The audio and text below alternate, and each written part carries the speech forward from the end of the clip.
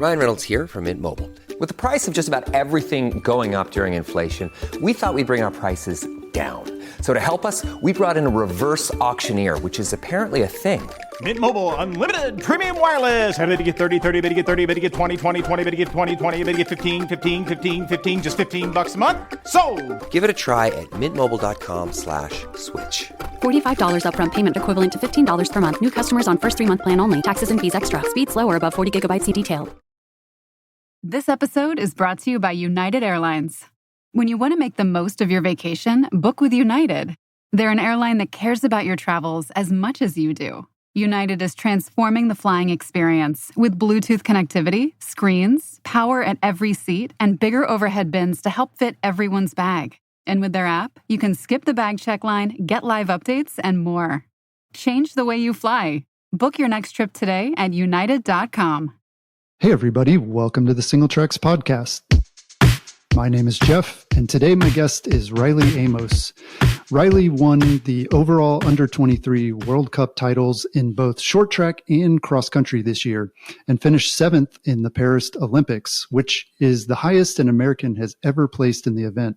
He's a member of the Trek Factory Racing Team and lives and trains in Durango, Colorado. Thanks for joining us, Riley. Thanks, Jeff. Appreciate you having me on. It's awesome to be here. Yeah. So congrats on winning the overall titles this year.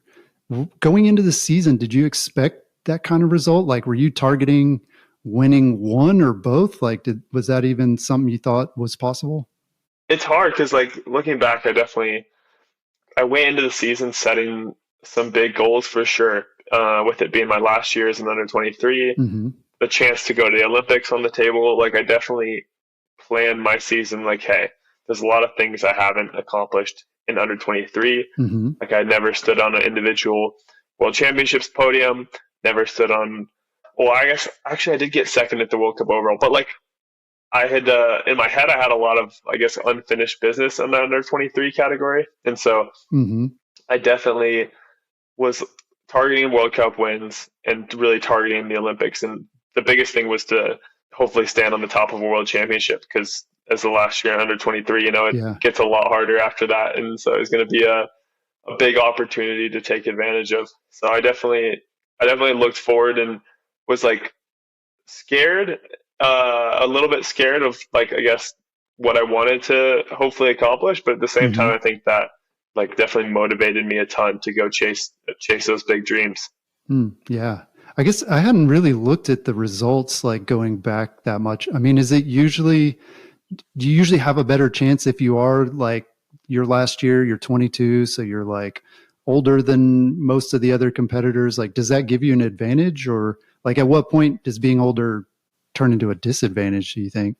Yeah, I mean, it's definitely an advantage. I mean, an 18 to a 22-year-old is a huge difference in terms of body physiology, experience racing, all that time to just like develop and learn as a racer. It's a huge difference. So I had some really good results for a couple races, like my first year in the under 23 category, and then last year as well, towards the end of the season, had some really good results as well. But I had like a lot of, I'd say, learning in the middle. But in terms of age and physiology, it's super interesting. And I think cycling is a really special sport because it is such a long career lifeline. If you like kind of are committed to it, you look at the top of our sport right now, and we have a lot of guys kind of at their peak of their career right now in their 30s, like Nino is still, I think, planning to race another World Cup season next year at 38 years old because he thinks he can win one still. And I think he can, which is kind of, I mean, that's a bit of an unbelievable outlier, but you look at guys like Matthias Flukinger as well. A ton of riders, I think, in mountain biking are really hitting their peak from kind of that mid to late 20s all the way through their early 30s. There's plenty of guys like really at the top of their game. So it just shows like the sport is not just you're only there for you when you're young. And I think that year after year time on the bike, building that endurance and that motor and that, I guess, that engine, you can say, really leads to those peak results when you get older. And I think it's an experience thing as well. And it's cool because our sport is very, very a physical component, but it also has a skill component, and like skills build up year after year, right? And experience. And like I'm only getting better. And I think Nino would argue, I think that he's not getting worse riding a bike as he gets older in terms of skill levels. Like maybe it hurts a bit more when he falls and takes a bit more time of recovery, but all these things, I think is what's really cool about cycling is you kind of just build on it year after year. Yeah.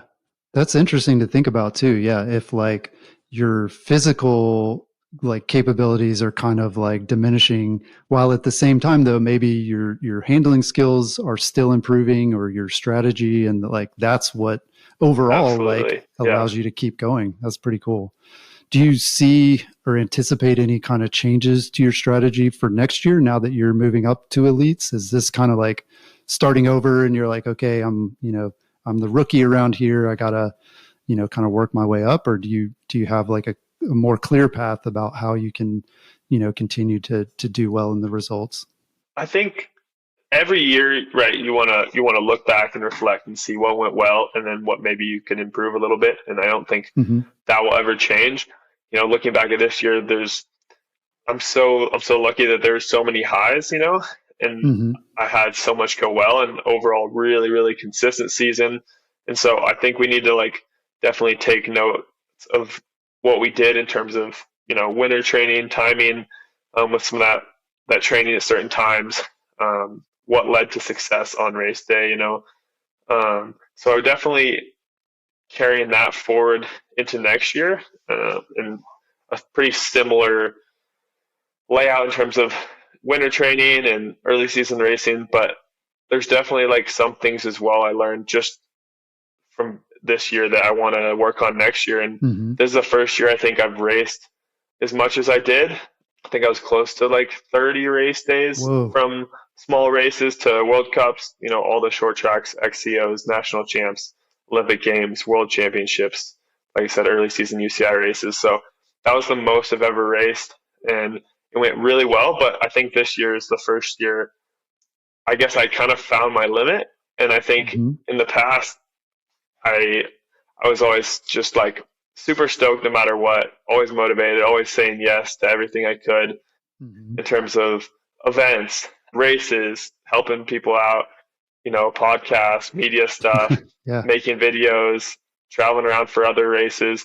And like, it's so awesome and I love it. And I never want to say no, but this year was the first time I think I ever found myself just kind of with the increase of the spotlight, just like really learning what it's like to be a high level professional and all those little things that come with it. And at the end of the day, those all just like chip a little bit at your energy and your time. And I found myself a bit just from the moment I woke up to like getting in bed, like always something on my mind, trying to get something done and always kind of behind. And I'm like, okay, I really have to look forward to next year and realize that I'm going to race with, I was trying to be the best in the world this year, right? Obviously in the under 23 category, but next year it's like, hey, we're just trying to build one of the best riders in the world over the next couple of years. And so really evaluating my team and my commitments and really making some of those sacrifices in terms of the race calendar and time in certain places to really focus on what's important. And to me, that's trying to be the best in the world racing, So just kind of learning from that and trying to remain true to that this next year. Yeah. Well, like as a professional mountain biker, at this point, can you even afford to like outsource stuff like that? Like have people take care of a lot of those things? Or are you still kind of having to do it on your own, just in terms of like budget and resources and everything like that? Yeah, to some degree, I definitely have a lot of help. Like I have a manager that helps me handle like negotiations, deals with team sponsors, communication with that stuff. So he is a big help and just an overall resource to learn about kind of sport and being in a position like this. His name's Pat Lemieux, and his wife is Gwen Jorgensen, who was gold medal triathlete in Rio in 2016. Yeah, wow. So he really knows the industry and definitely offers me a ton of help. And like I have coaching staff around me, team staff around me who, especially when I'm with the team, like make life super easy. Like when we're at the races, race weeks are like the easiest weeks of the whole year. It's amazing. We have like, transportation everywhere. We have chefs cooking meals. We have physios with massage and working through any injury stuff we have. So we have mechanics taking care of our bike on the World Cup circuit. It's like so amazing how much support we have. And those are like the easiest weeks ever. But there's just like other things. I guess part of it too is like, I guess I'm a bit of a perfectionist too and want things done. I would rather not do something at all than to do it okay, if that makes sense. And so like, I still like definitely find myself doing almost everything I can for myself. And I like taking care of myself as much as possible and like not outsourcing a lot of things as well. Cause I like doing things to the best of my ability. And like, I think that's why we're in this sport, but even just like learning to balance, I still have to learn a lot about, balancing time with friends I had growing up that I don't get to see very often, girlfriend, family. Like there's definitely a lot of things that I'm working on learning to balance better going forward for sure. Well, yeah, I'm curious about those times when you're not at the race. It's not a race weekend and you're just in your training, you're at home. And obviously there's a lot to that. And also considering the fact that you're still a young guy, I'm curious, like, how much do you focus on nutrition as part of your training and racing? Like, is that a big part of your day is like figuring out what to eat and like that kind of thing? Or are you able to just be like, well, as long as I get my calories, I'll be all right? Yeah, it's kind of the hot topic for me right now. I think that's like we were talking before about what I want to like improve, work on next year. And I think nutrition's a part of that for me. I've definitely had a lot of like, it's gone really well with my limited nutrition knowledge so far, I'd say. Like I kind of just focus on, well, first of all, like I'm a pretty like lean, skinny guy to begin with. Like I'm not a bigger dude. Like I'm always almost trying to like get more muscle mass and keep weight on. So I've kind of just really been focused on eating as much as I can of good, healthy things. And like really trying to make sure I'm always fueling pre-workout, pre-ride with like everything you need. Definitely never being short on fuel, especially during the ride and after the ride. But like in terms of specifics, I have not been, I'd say, so good at that in the past, and just kind of just trying to throw macros at it in a way. And so it's definitely something I'm working on for next year to try and optimize a bit more of like some good quality muscle and weight, because our sport is like super explosive, and I think it's changed so much in the last couple of years. I think the longest climb we have now is like 1 to 3 minutes. So it's a bit more power than just like watts per kilo climbing now. These road guys that climb for 20 to 40 minutes on like big climbs, right? Their watts per kilo matters a lot more. But for us, like raw power and strength matters almost just as much. And so really trying to work on, I guess, the nutrition aspect to make sure I create a bit more of a well-rounded athlete and always have that muscle and strength throughout a season. Because I find myself like when I get into the race calendar and I get busy and maybe we're traveling week to week, slacking a bit more on the gym workouts and then like dropping a bit of weight, losing a little bit of that repeatable power. Because I mean, when we're climbing in a race, like we're never pedaling under 400 watts. Whoa. And I'm 145 pounds, so like that's always above threshold on the power. And so your body, you have to be super strong overall in terms of like your core, your upper body to not have any back issues, to be really strong on the downhills, handling your bike and recover well. And then like just a ton of raw power and explosivity for the climbs. So that's a huge part of, I think, what I'm going to work on going forward next year, to just have like a bit more power and a bit more like well-rounded body comp to just like be a little bit better suited to my sport and learn a lot more about, I guess, fueling too, like pre-race and during race and directly after race. Because this year we had a couple instances of like a Friday night short track and a Saturday XCO like the next morning. And so you're like absolute all out 20-minute effort on that Friday. And then as soon as you finish that race, it's kind of like recovery mode and then race the next day. And like you have to be topped up on fuel. You have to have full glycogen the next day for that XCO, because that's what really matters. And being able to make sure I have the tools to know that I'm going to be 100% on race day after day is something I want to work on, just because I haven't necessarily had that knowledge to a high level so far. Yeah. Yeah.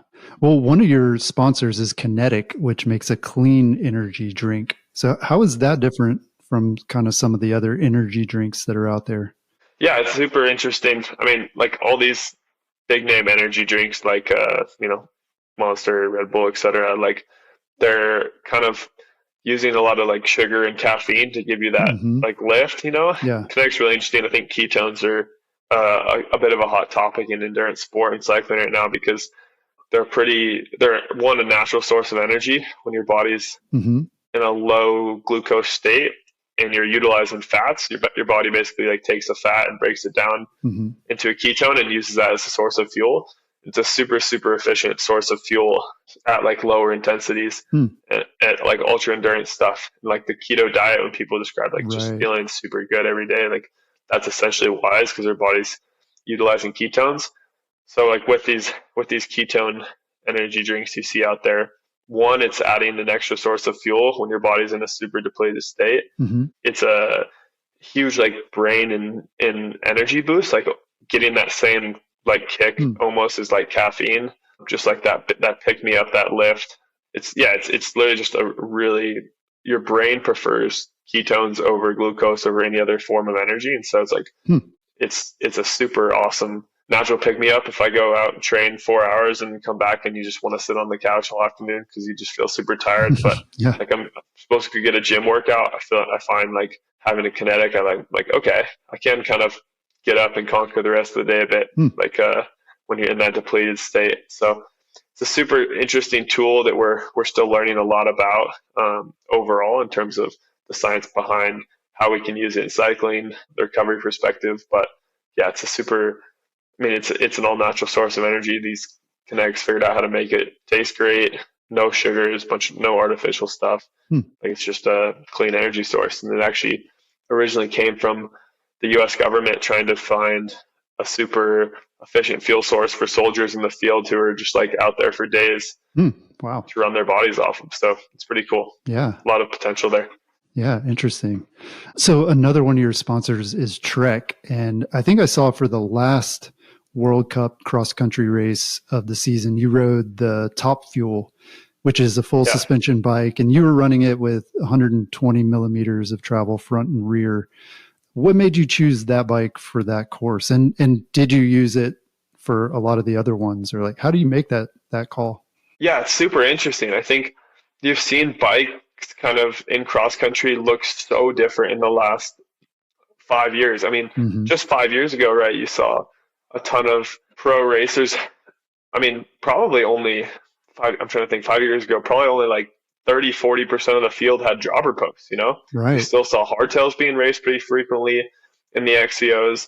And I think, one, our tracks have changed and developed quite a bit over the last couple of years, a bit more trying to make our sport mainstream and look good on TV. You've seen the tracks change a lot and have more big features, more man-made rock gardens, kind of be rougher, faster, just trying to get more TV time and showcase what our sport is, which is really cool. And then you've also seen a lot of these courses that we've raced for a ton of years, tracks like Nova Mesto, Val di Sole, Lenzerheide, they've been on the circuit for 10 plus years, and we're racing relatively a lot of the same sections. Like there's just not that much dirt left on sections. And so it's super exposed, rough rocks, roots.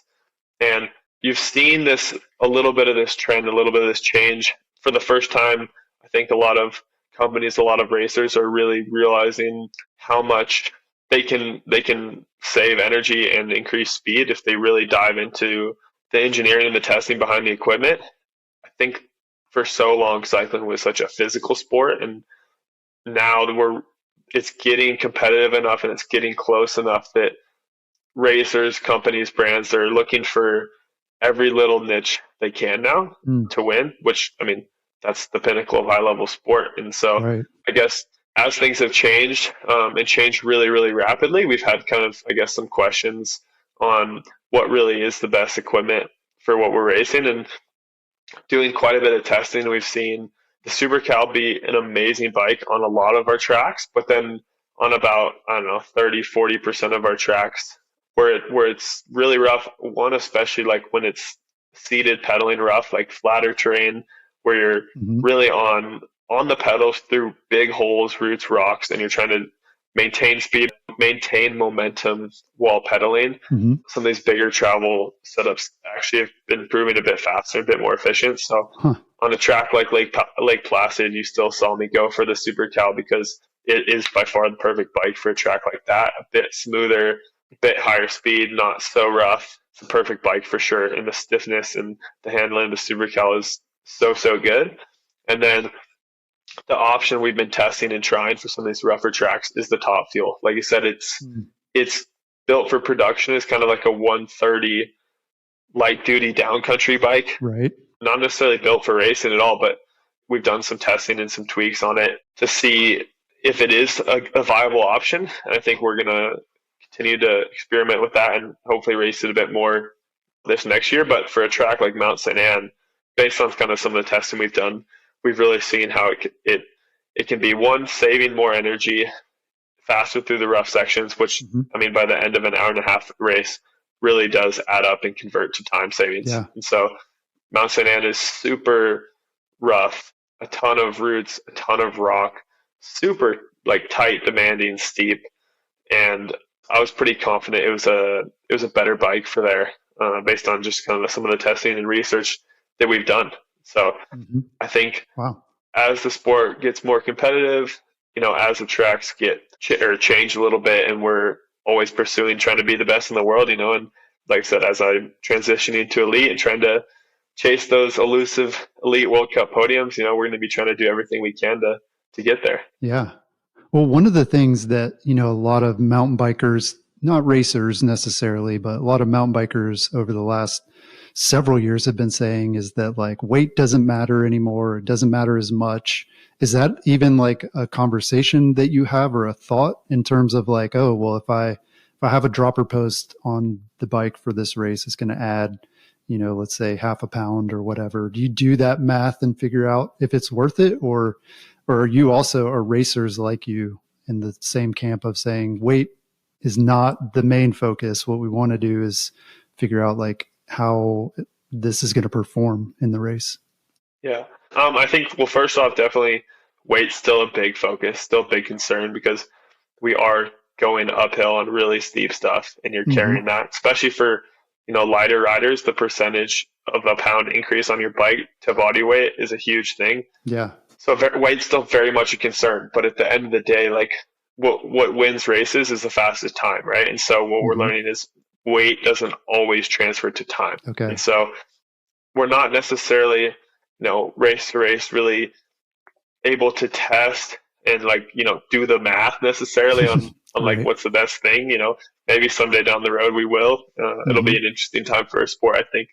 But we're, at least for me, what I'm trying to weigh is, one, like what my strengths and weaknesses are and how that can like cater or benefit me against my competition, right?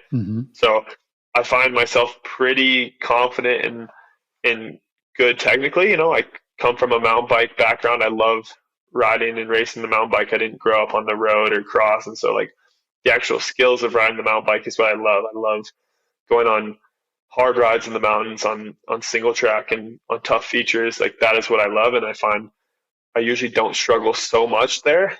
So I like to try and maximize my skill set versus where my weaknesses are versus where my competition's at. For short track races that are like smoother, I'll throw a high post on still, you know, even mess with the suspension setup, tire pressure to get that bike kind of, in my mind, as optimized as I can for different courses. Certain courses where you're, like I was saying, like you're pedaling through really rough stuff. You're trying to make that suspension as active as you can, carry momentum. So I'll mess with volume spacers, air pressure. All that will change a ton versus a course that's like really smooth, fast, less big of impacts on the descents. So I'm always kind of trying to do a little bit of testing course to course, and then also weigh in, you know, what are those feelings that I'm feeling versus what actually is faster. We've done a bit of testing with Trek in this project to see, you know, what we're racing in terms of like Top Fuel Super Cal. And it was really interesting. I hope I can talk about this. I think I can. I might have to send a little message over.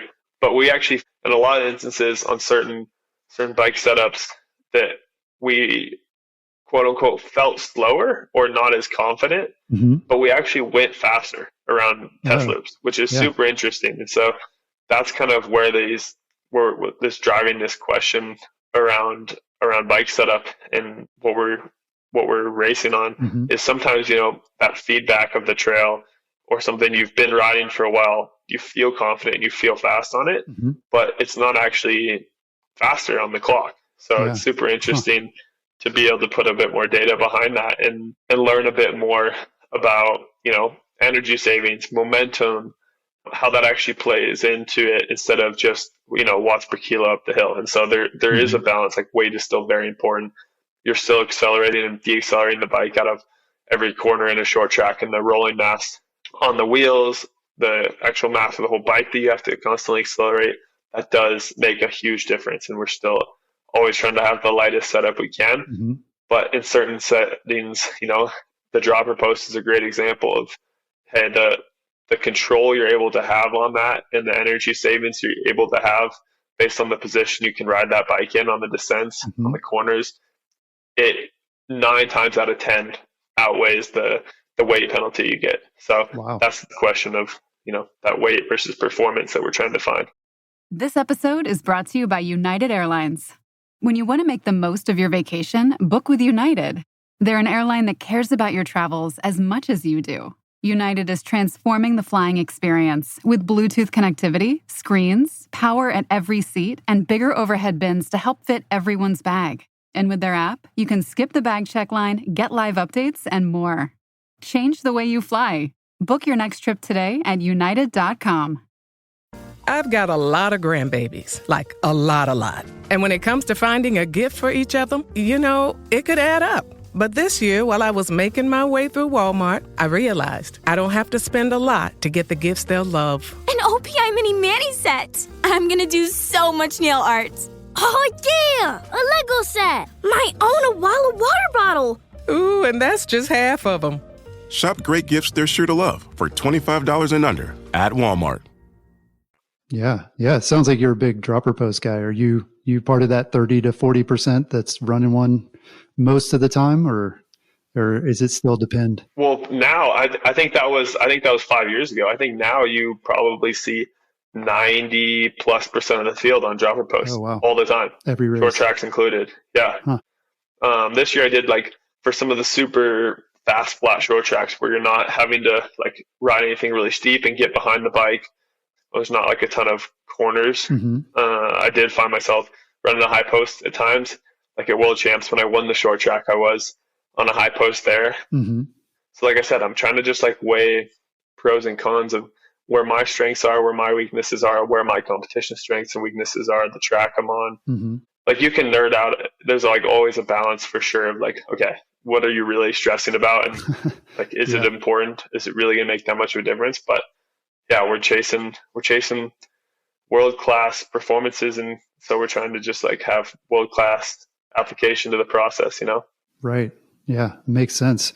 Are you generally leading up to a race? Let's say, the track, you kind of got your strategy and your plan together and how you're going to ride the bike. Do you usually set up your bike for training similarly? Are you kind of training on the bike you're going to race for the next race, or how do you choose which bikes you're using for your training?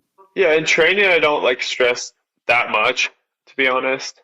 I definitely test and mess around in training with different setups, components, stuff occasionally, but I definitely want to be really comfortable on the bike I'm racing on. If you spend a bunch of time on a road bike and then you go to the cross country race, you're going to feel pretty foreign on that mountain bike. So I'm always trying to spend a ton of time on the mountain bike, on the type of bike I'm racing for sure. And like I said, try some things in training, but I'm not I'm going out for this ride today, I'm going to really mess with my suspension and rebound pressure. Is no, I'm definitely not doing that at all.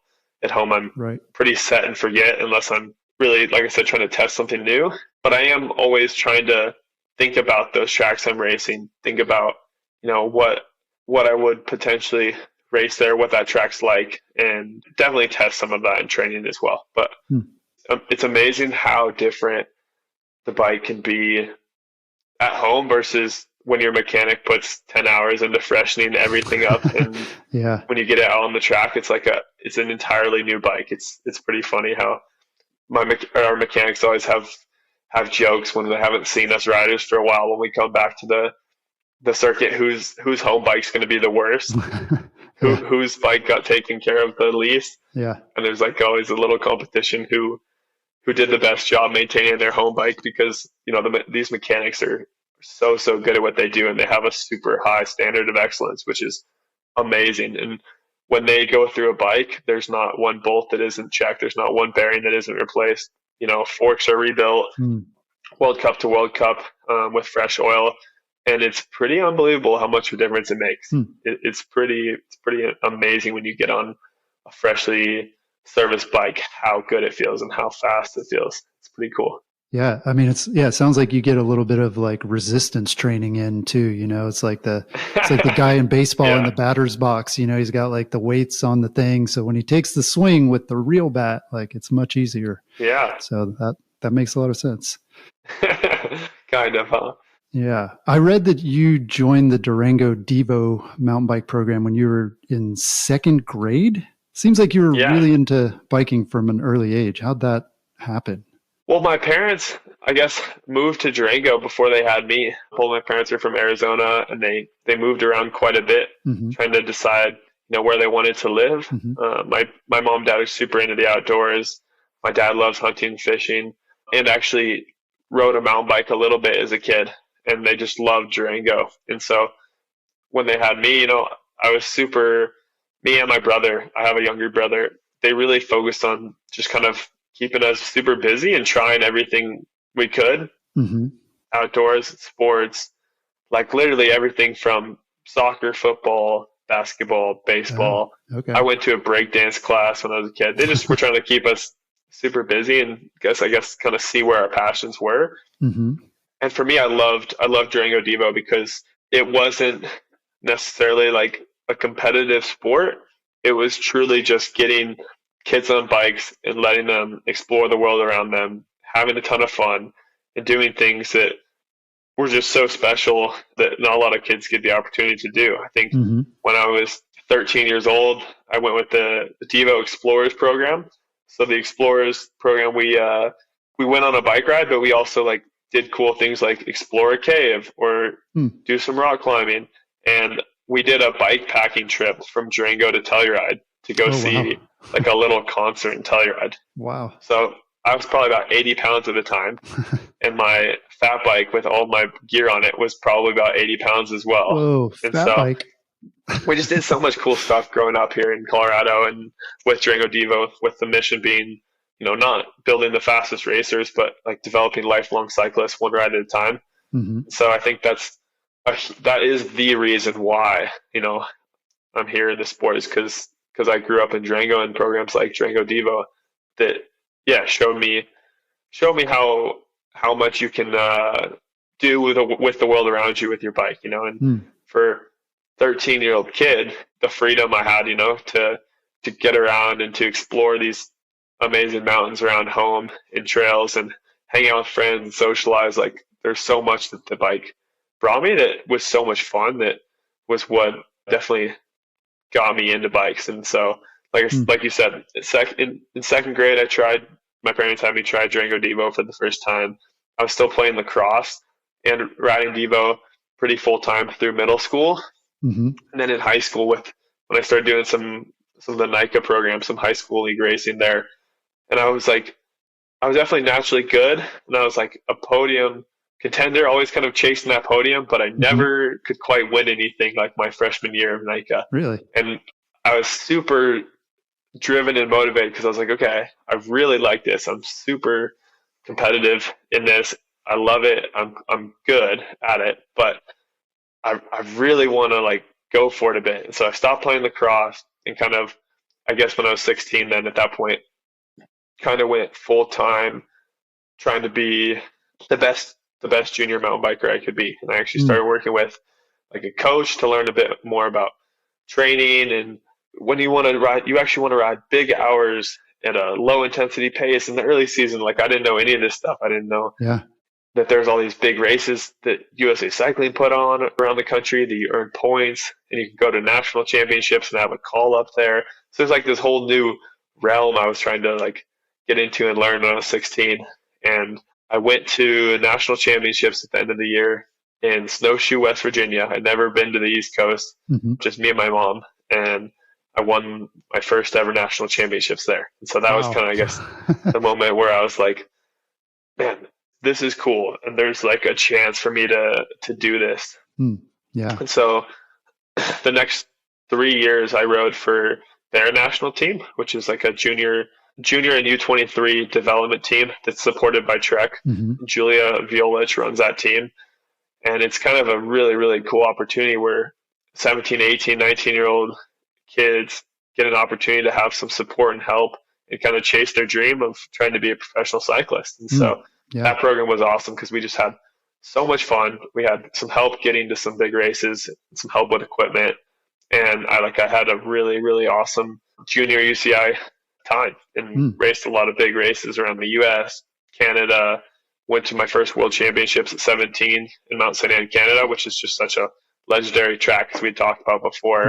And then in 2020, the next year, it was COVID year and there was no racing anywhere really in the world. I was at home in Colorado working in a bike shop and just riding the most massive, awesome dream rides I could dream up with my friends up in the high country. So honestly, COVID year was kind of a dream. Had a ton of fun and trained a bunch. And then at the end of the year, we got news that they're going to have a world championship still in Leogang, Austria. So me and a couple other bear riders went over to Europe, raced my first ever junior World Cup in Novo Mesto, Czech, which was just such an eye-opening experience because we had never ridden or raced anything like that before in the US and in North America, really. Just super muddy, just crazy routes, 120 juniors. And like me and Bjorn Riley, he was third and I was fifth, I think. And then the next week at World Championships in Austria, I got fourth. And so that was kind of, I guess, what transitioned me to chasing that U23 for the last couple of years. Sorry to ramble, but no, that's awesome. Like, to hear your journey. And it sounds like too, up until you were about 16, you weren't necessarily specializing in cycling even, right? Like, not at all. Mountain biking, which is interesting because I feel like for a lot of parents these days, they think, I got to get my kid doing this thing like from the beginning.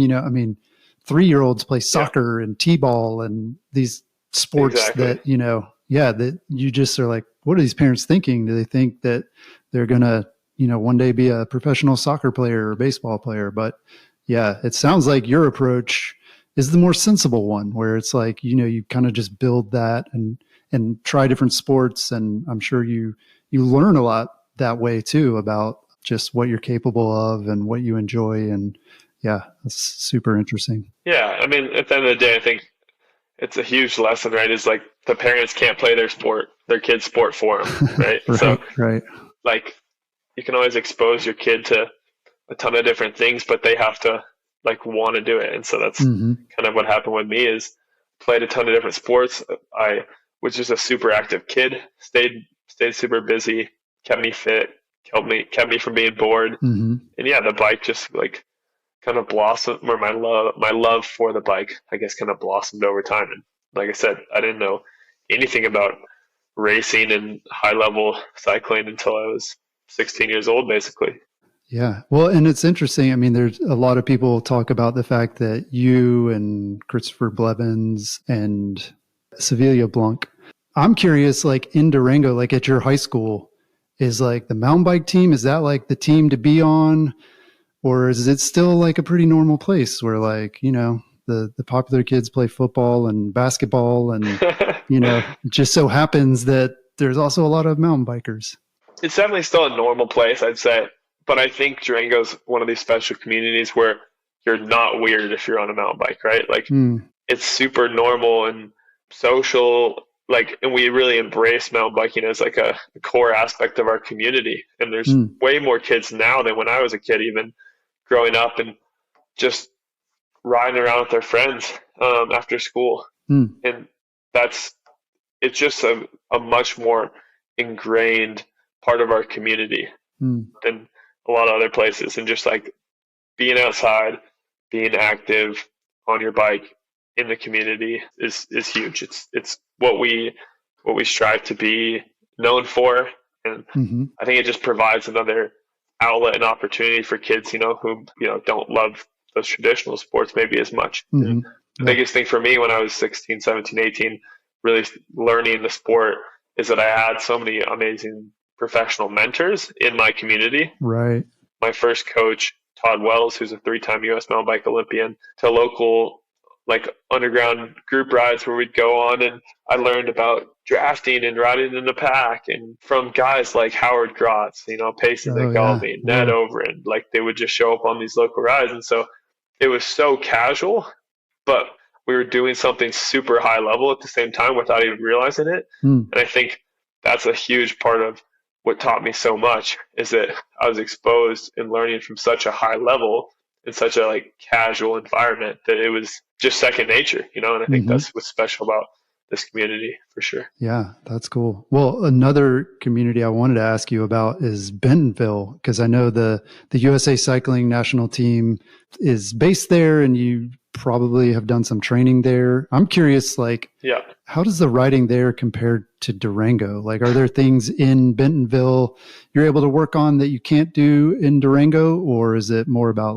access to coaching and resources, or what do you think about Bentonville? Yeah, Bentonville is amazing. It's just so crazy to see the development and transformation of that community in just the last couple of years.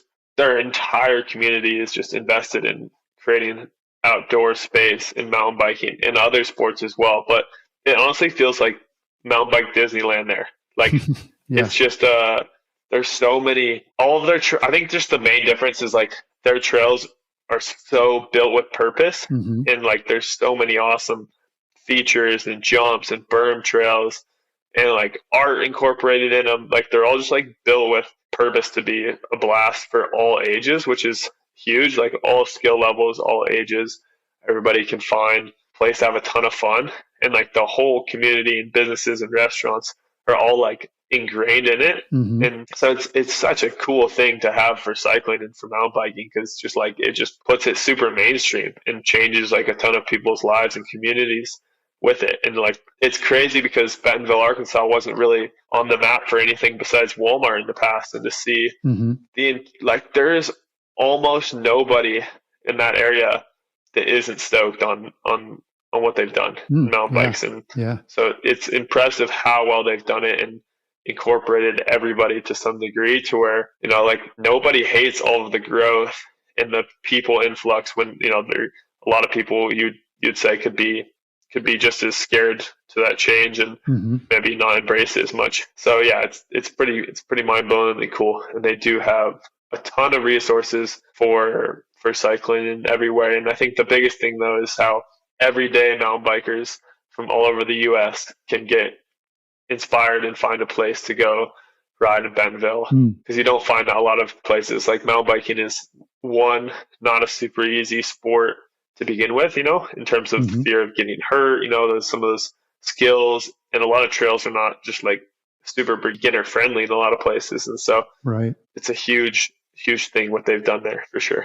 Yeah. Awesome. So I recently heard that you rode the Palisade Plunge, which is this new mega trail project that's in sort of Western Colorado. I think a lot of our readers have heard about this, but you rode it as a loop. So I'm curious, why did you do that, and how did it go? Yeah, I was down in Grand Junction in that area because my girlfriend goes to school down there at Colorado Mesa, and I had a big endurance ride, and so naturally I wanted to do something fun and cool on my mountain bike. And I had heard of the Palisade Plunge just being built in the last couple of years, but honestly didn't know that much about it, and just heard it as this sick, massive downhill trail from all the way from the top of Grand Mesa down into Palisade, Colorado. And so there's this dirt road that goes up the side of the mesa, called Land's End Road that I parked at the bottom of. Like climbed almost 2 hours up the road, not quite to the top of the mesa. Like there's a connection into the Palisade Plunge just like a couple miles from the top. Okay. And then I think it was 18 miles from there down to the Palisade, and I think it's like at about 9,000 feet of elevation down to like 5,000 feet. Yeah. But in 18 miles. And I was under the impression it was like kind of like Porcupine Rim in Moab or something. Yeah. Where it's like you're just kind of pedaling but fast and downhill the whole way. It's definitely not like that at all. It's super raw and exposed on the edge. You're doing a ton of like slow speed stuff and still like climb. It's like kind of rolling, climbing and descending most of the whole way. And so it took me way longer than I thought. I was almost out of water by the bottom, but it was super cool. It's just like, it wasn't what I thought, but it's still super cool, super fun. And it was definitely more challenging than I expected it to be in terms of some of the features that they have built in. Like I said, it's still pretty primitive. It's in a ton of like sand and exposure on the edge of stuff. So I think as it gets ridden more, it'll improve further. But it's just like super fun, challenging loop. I love days like that where 4 hours can go by in a blink because you're just out there challenging yourself on awesome sections of trail. So super cool what they've built, and it's definitely not for the faint of heart. But if you're, I think they run shuttles to the top of the mesa, and I think that's a huge day still for a lot of people. I bet for most people it'll be 3+ hours almost still from the top. Yeah, just descending. How long did it take you to do the full loop? I think from the bottom of the Land's End to the top, down the plunge, and then riding like farm roads through Palisade all the way back around, it was like almost 4.5 hours. I don't know how many miles it was. Okay. But I was like definitely not going. I think it was. You may have just set the KOM. I think it's 55 miles from bottom of Land's End up it, plunge from where it crosses Land's End, Palisade, all the way around. It's like 55 miles. And it was like just over 5,000 feet of climbing. Wow, that's crazy. So it was a big day, but it was one of those super cool, rewarding days. Definitely kept you on your toes. I had to stop at an orchard farmer's market on the way back to refuel. I had a couple peaches and some apple cider and a couple other snacks, which is pretty cool. So yeah, that's awesome. Well, I mean, it didn't sound like that was your intent, but you may have set the first KOM on it. Maybe we get a loop established. Yeah. Is that something you're interested in though? I mean, obviously you have a super packed racing schedule, but is KOM chasing a thing that you find fun? Heck yeah, I think it's super fun and exciting. Like I'm a racer because I like going fast in competition. So it's a different kind of race though. And anything you can do to like make your training interesting, right? Like if you have 4 or 5 hours hard on the bike, like why not do something cool and make a sweet loop and put a KOM up there and give some other people a carrot to chase and give a carrot for you to chase as well, So yeah, I love it. I'm famous for Riley adventures where I get a bunch of my friends to do a big loop with me, and they don't really know how big or gnarly it's going to be. And I just, we get halfway through and everybody's starting to feel it. And I'm like, just to the top of the next climb, 5 more minutes. And like, I definitely got a have friend a like that. reputation for taking people on some of those adventures for quote unquote training. That's cool. Well, so in addition to the World Cup circuit, are there other races you're targeting for 2025 or any fun rides planned that you're looking forward to? Yeah, I'm not totally sure yet, to be honest. The World Cup calendar is my priority in 2025, and there's 10 rounds next year, so it is a big calendar. Other than that, I'm actually not really decided on any other racing yet. So I'll have to kind of see, talk to the team, talk to the coach, and decide, what's going to work best to prepare for those World Cups once again, because those are my job first of all. But I'd love to mix it up with some other events. I love doing smaller events early in the season as training races, where it's just a great way to get a good workout in a quote unquote low pressure environment. Way more fun than just doing things by yourself. So I love doing that as always. Love trying to get as many of the UCI XCO races in the States, because we don't have that many with the US Cups. Yeah, we'll see what else it brings. I'd love to jump in a couple of the other big domestic races like Lifetime. I really want to do Leadville someday, just because it's kind of like a historic race close to home. But yeah, it's so hard to train for a 6-hour race at high altitude versus an hour and a half explosive mountain bike race at sea level. Like there's just the demands of them are so different. It's kind of hard for some people to understand when I talk to them about it. But yeah, just the demands are so different. It's so hard to be optimized for both. And I don't like go into either of those races not ready to race, you know? Right. So yeah. As I learned this year, kind of doing some end of season lifetime stuff and got my butt kicked. So yeah. Right. Well, Riley, thanks so much for taking the chance to chat. Love hearing your story and seeing where you're going next. So thanks so much. Thanks for the time. It was good. It was a good chat. Appreciate it. Have a good one. Yeah, my pleasure. So you can follow Riley on Instagram at RJ_Amos, and we'll have that link in the show notes. That's all we've got this week. We'll talk to you again next week.